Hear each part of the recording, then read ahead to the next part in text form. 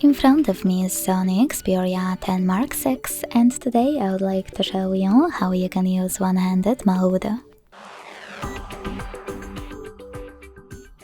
Begin by launching Settings and scrolling all the way down to access System.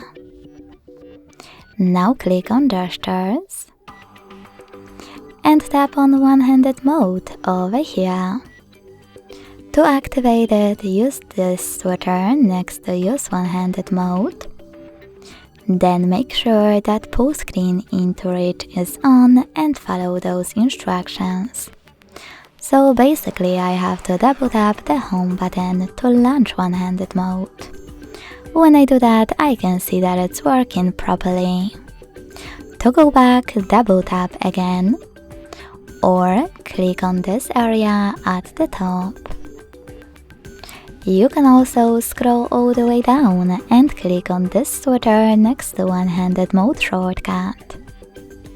Then hit OK in the pop-up. Hold your shortcut and move it around to find a perfect place for it.